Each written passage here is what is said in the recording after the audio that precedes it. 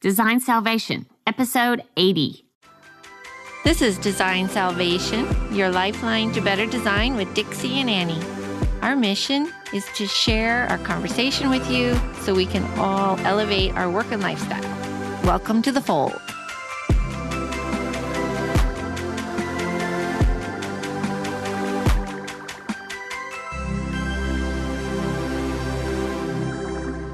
Hey, y'all, and Happy New Year. Annie and I are going to take a break, so we're going to replay a fan favorite.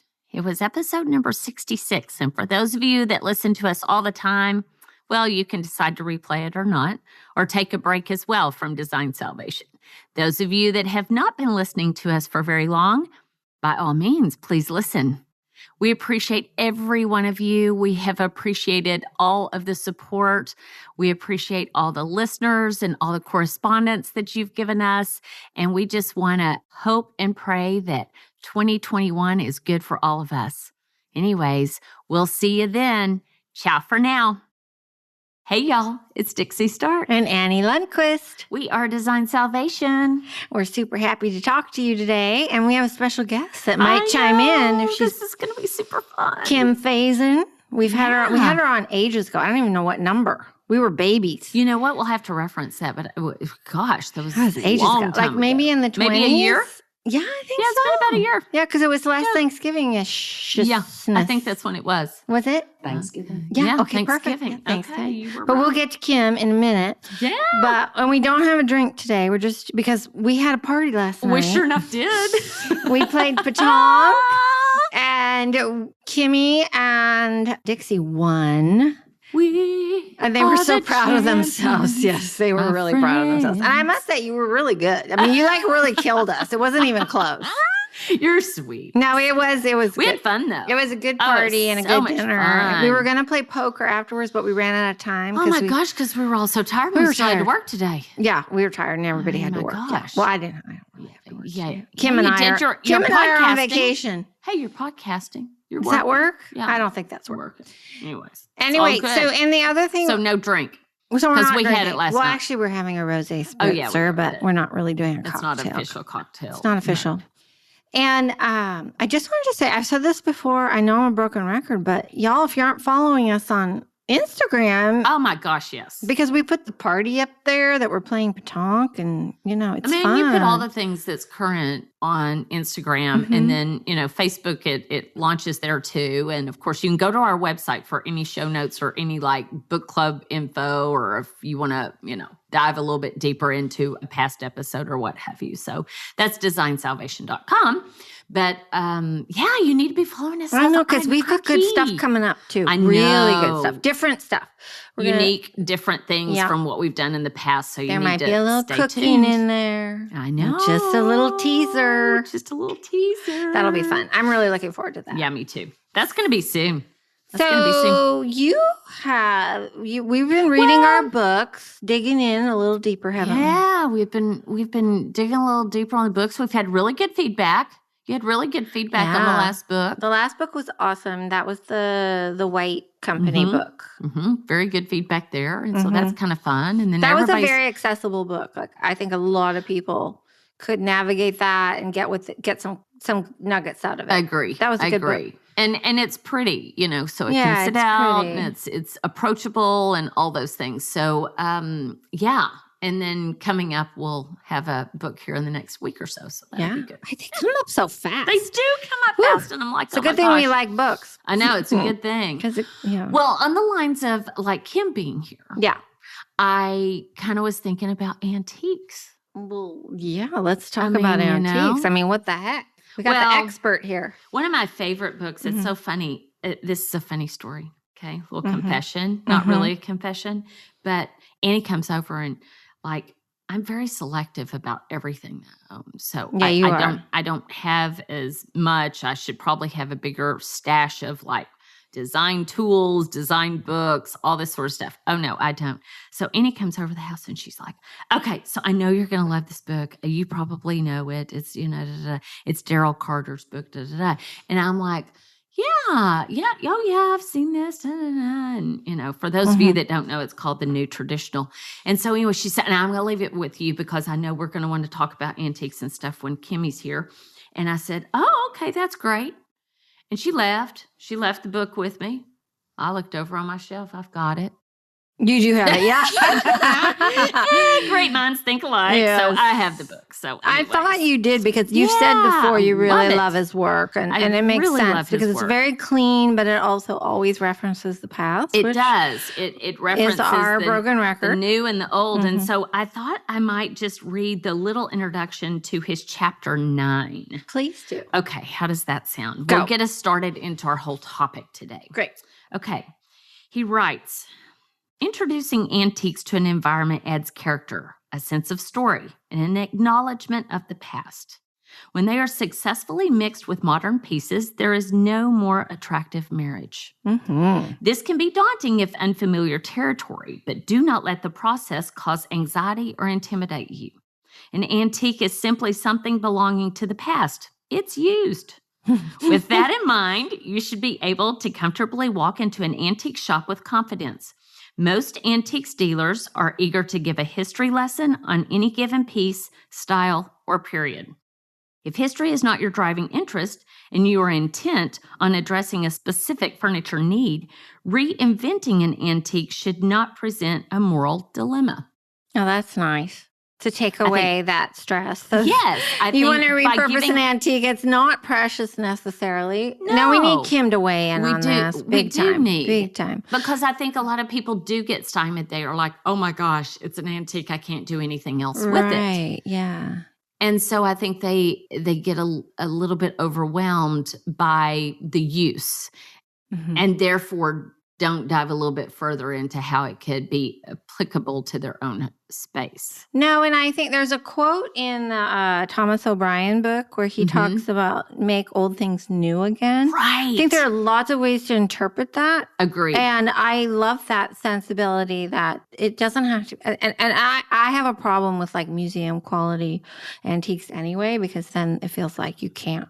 Right, modify them or do anything to them. Or just use them. Right, right, that's true. I don't know. Kimmy, come on. Talk antiques with us. Like, what do you think about repurposing antiques? Like making it into something. Let's say you had a big armoire. I love repurposing everything. And of course, I love antiques. And I think you can make an armoire into a bar, a linen closet. I like that. A TV cabinet. Right. You can just do anything with almost any piece of furniture. But the object is, of course, in my book, is to fall in love with it. And so to really love it and just feel a connection to it. And I'm not too big into museum pieces either, although people have said my house looks like a museum, but I don't think it does at all. No, it doesn't, actually. It's just stuff that's, to me, it's a personal connection. It's not just, okay, I have to go out and buy an antique today. It's like you have to have a connection and think, ooh, I love this. I love the lines of this. It's so pretty. And you can really do anything with any of it. You know, age is beauty to me.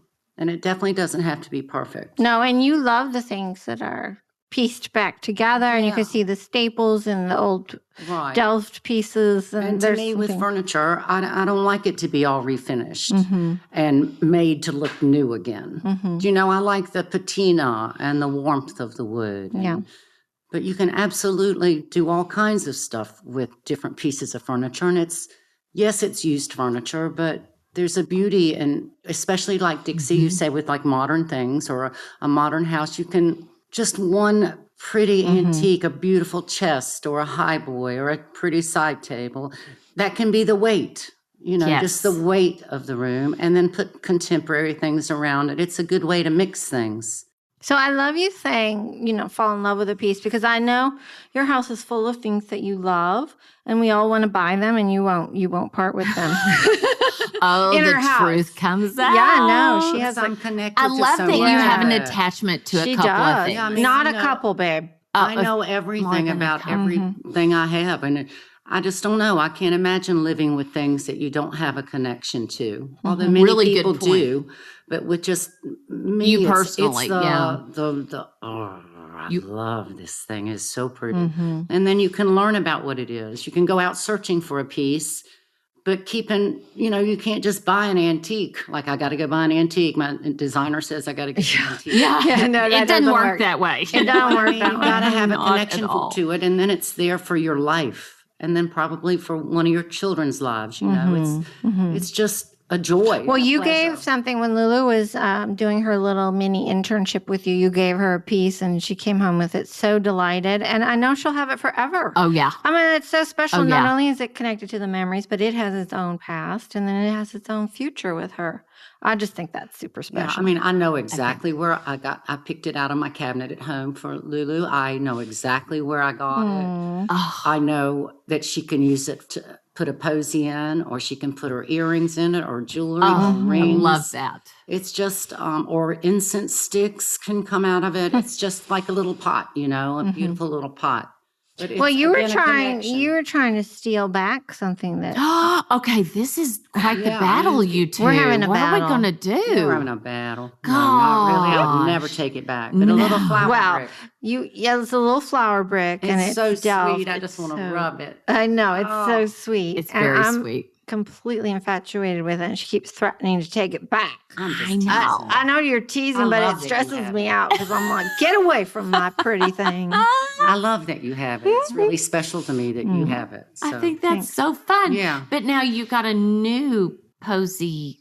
I did. Carrier. So let's talk about this. So it's a little demi-lune shape. I don't have that. And Kimmy brought it flat-backed. Okay, it's called a flat-back. I bought it in France. You bought it in France. So charming. And I'll post a picture of it. Please do. But I didn't know what it was called. And Kimmy says it's called a boat pot. That's what I've always called it. And so we said, well, how do you spell bow? And it's spelled B-O-U-G-H. So bow, technically. But I'm sure in the vernacular, it's a bow pot. I'm sure it's probably a bow pot. I've just called it. No, but isn't that interesting how things evolve too over time, like the names of things and what have you? But it's really beautiful. So I think you need to take and post like a picture of the brick and the bow. I will. Well, and if you follow Kim Faison, you'll see my little flower brick. I posted your brick a little. You just posted it. You did? Oh my gosh, y'all are both obsessed. Well, she's posted pretty much a picture of every single thing in my house. So. Especially she's my having stuff. fun. Yeah, especially your stuff. She's having total Before fun. she came, I'm running around, kind of scurrying around, and Deke said, "What are you worried about? It's just Kimmy, you know." And I'm like, "Cause I know she'll take a picture of damn well everything."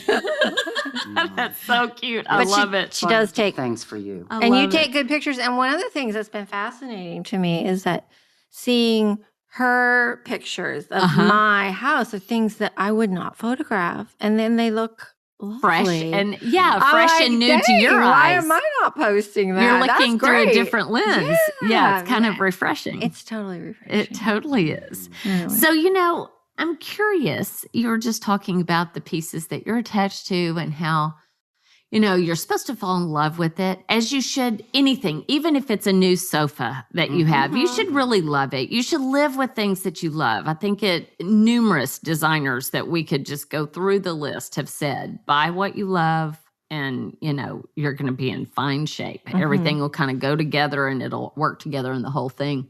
But my question for you, Kim, is like, when somebody comes in and falls in love with something, do you like telling the story or do you like to just kind of hold back and let them just fall head over heels? Oh, no, I tell the story. You tell the story. That's always to good. Me, I'm just weird. I remember everything. Weird? I don't remember my name. But you can remember where you bought something. Almost everything I bought. And people are like, how do you remember this? I'm like, because it's like a part of me. To me, it's special. all just I don't know. It's a thrill. And I feel really blessed that I can share that beauty and love of early things with other people. And then I never sell anything outright ever. I always make people take it home or I take it home. Yes. And let them look at it in the spot. And then I can't imagine just selling you, Annie or Dixie, a table. Just like, okay, here's a table, $1,400. It's 18th century Queen Anne. And you just put it in the car and take it. I mean, to me, it's got to go in the spot. You got to live with it. The husband or boyfriend or just yourself, as in me, has to love it. And it'll either grow on you and be perfect, or it'll be like, well, and even if it doesn't work, it'll show you what going to need. Work. Right. And so instead of something leggy, I need something with body. Instead of something that's dark, I need a little. And I like to play house. So that's I come along with it. It's challenging I love that. a little bit in this day and age, though, because we're all shopping from afar a little bit more, and things aren't as accessible as a result. And in fact, you're struggling a little bit because you can't go do your travels and pick up your wonderful European treats. That's part of my life is the shopping and the traveling and my antique dealer friends all over the world. And my business has been really good. And thank goodness I had a lot of inventory because I shopped a lot. So I'm selling down, and it just makes you wonder, when do I get to go again? Yeah. I want to go again. When do you get I want to go pick, find the hunt and land on something that's, there it is. What about that? And there's nothing like seeing it in person, although I have successfully bought from afar because I have to. Right. I have to, but I only do that from dealers that I really know and that know me.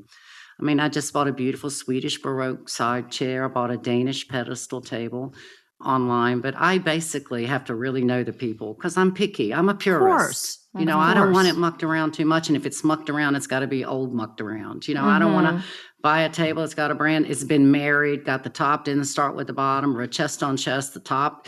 And you can also really tell that by the piece of furniture, like if the bottom has got quarter columning and the top doesn't, to me, my eye picks that You'll up. pick up. And that's the thing where you have so much value to us because you showed me a really pretty settee with a lot of character to my eye. And then you said, this is all wrong because clearly it was pieced together. The legs are too small and they look like they're from a bergère, and on and on and on and on. And I was like, okay. Exactly. I thought it was pretty. I thought it was great.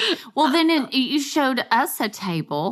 And you said, this is Italian. The table I bought. The Italian. The Italian one. And I looked at Annie and I go, I would have called that Portuguese. Yeah. And I would have had that completely wrong, It could also be Spanish. It could with the be kind of got right the Spanish seal. Exactly. So who knows for sure where some of the things come from? It's not like America that's so small that it's from Pennsylvania County or the Shenandoah Valley. Right. This is 300 and 400 years. Oh, yes, of course. So as things go along, they do. Like at home, I have a little tile table that's got its leg wired together. I bought it in England, and I have a restore. Stephen, he could fix it. I don't want to fix it. I love that little wired leg together. It's like that's part of it. So cute. So I like that. So that's cute. I had a really ancient. Well, it wasn't that ancient, but it was my mom's car, and I drove it into the ground pretty much. But it had all these little quirks, like. In order to make the windshield wipers go, you had to honk the horn. Oh, my gosh. When I sold it to the guy, and there were a number of other darling little quirks to it, and I sold it to this guy, and I told him, I said, hey, listen, there are some issues. And he said, I love that. And it's sort of like that little wired leg on the table. You kind of just fall in love with whatever the charm is. You got to honk the horn to get the windshield wipers go. Imperfection. I don't know if I'd like to honk the horn. Well, we have a lot of rain here. So that would be kind of a little distressing. You just used a term, though, that I want to catch you on here. You said married. A piece was married. That means it didn't start out life together. Okay. Somewhere along the line, it lost part of it, or say it was a vitrine, a glass front cabinet on a stand, and somehow along the line they got separated, or somebody wanted it to sit on the floor. And so then another person that came along, they decided they wanted to stand, so they found a base and put it under the table. So a lot of pieces are married. And how do you feel about that? Yeah, I was going to say, that's not all bad, is it? No. How do you feel about that? I don't mind that at all. It has to still be the same, a pretty color. Also, it depends on the price. You might find a pretty high boy that's married. If it wasn't, it would be $40,000. But since it's married, it's $3,800. There you go. But it has to be, to me, it has to kind of be of the same animal. Do you know what I mean? Of course. Or else it just jumps out at you like, well, this certainly didn't start weird. out life together. Yeah. And I guess since I've done it for so long and shopped so much that it really, sometimes things like that really jump out and you're like, to me. Whoa. And I don't mind if the price is good and if both pieces are old. I don't like a 1920s top on a 18th century base anymore. Not like a 19th century base with an 18th century top. So, yeah, that's but marriage isn't all bad. A lot of times, if something's 400 years old, you know, you don't call it married when the legs have been all replaced or the feet have been tipped off. But, you know, there's a lot of case pieces. Right. 2-piece case pieces, you know, chest on chest, high boy, that the pieces are put together. A secretary, you might find a secretary that the glass top didn't actually start with the bottom, but they're beautiful really marriage. pretty together. And it's really like, okay. Together. You're like, okay, this totally works. That's interesting because I've worked in antiques like for, you know, 2.2 seconds, but I don't think I'd ever heard that. So I went, okay, what does that mean? And it kind of goes back to what was saying, you know, in Daryl's book where he was talking about it's not a huge dilemma if you do put 2 pieces together and the marriage is good. Yeah. And don't if be you intimidated recognize by that. that that's the case, or if you modify something like we were talking about in the beginning, you use something for what was not necessarily its first purpose, but you've made it, you know, purposeful for you. So I'm like, I love that idea. You could put a piece of marble top on the bottom of something that's, you know, put a piece of stone on the top of something that's missing, stop and totally repurpose it into a bar. Yes. You know, so, but the married furniture is furniture that's been just tried to make do, you know, and some marriages are really bad. It's so obvious. It's like, that truth. You know, my son Ben will go, hey mom, you know, let's look at this. And we'll be like, after we look at it, it's like, that thing's been married and it's not a good marriage. And it's not good. Just 2 totally things that couldn't possibly have been together. So that's interesting. I like a that. Leo and a Taurus or something. Oh, that'd be bad, wouldn't it? That'd be really bad. We wouldn't want that.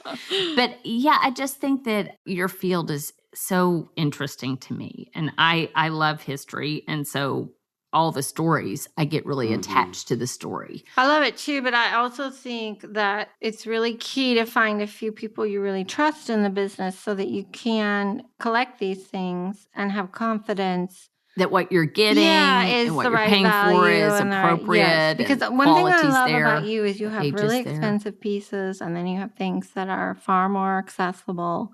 And you treat them all with equal love. But sweet. you can go into her shop and find something at a price point and start your little collection. I love that about how you... And you know, as far as collecting, I always told my young people, one pretty thing a year, one early thing a year. And in 5 years, you'll have so many. You have this for your life. You've got a beautiful secretary, a beautiful commode, a beautiful, do you know what I mean? Beautiful mirror. And that I want to sell things for your life. I don't want to sell things I want people to be happy when they see my stuff and feel like, and not disposable. So, along those lines, I think that, yeah, not disposable for sure. And also just continuing that sense of history throughout whatever design permutation you know, you get married to a guy who has a modern taste or that can be really challenging, but there's a way to work through that. Yes, and to work the things in that are not only beautiful, sentimental, functional. It's the same kind of messaging that we always have. But I just think that the whole antique layer, if you will, is such a beautiful one that I think oftentimes gets forgotten. And I think it really does, certainly right now in this age of like, get it fast, get it now. And the fact that we're, you know, at home shopping Dixie, and not but don't you feel like, I feel like with the whole COVID thing, there's been a reassessing of style and absolutely think the past where we were so on a contemporary bent.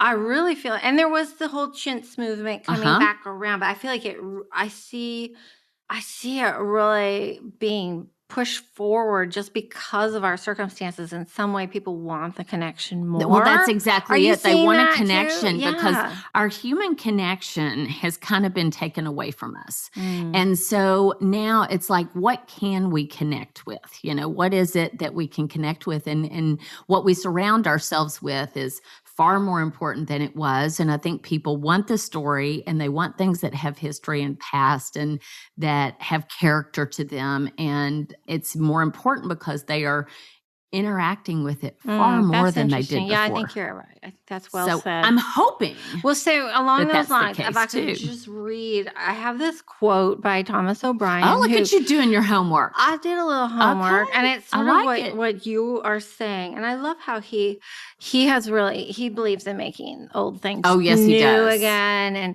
I remember when I loaned you this book, you were a little overwhelmed by it because there's a lot of stuff. He has a lot of things in there. He has a lot of things in there. And he loves antiques. He loves antiques. And because he's a shop owner, I think he's shop owners. And he's a shopper. Kimmy? Yeah, it's personal. Yeah, you put a lot of stuff in your house because it's all beautiful. Yeah, and it's got a story. I know every bit of it is personal. It's right. very personal. And he has the same approach. He is exactly I love what he said at the end of all these efforts.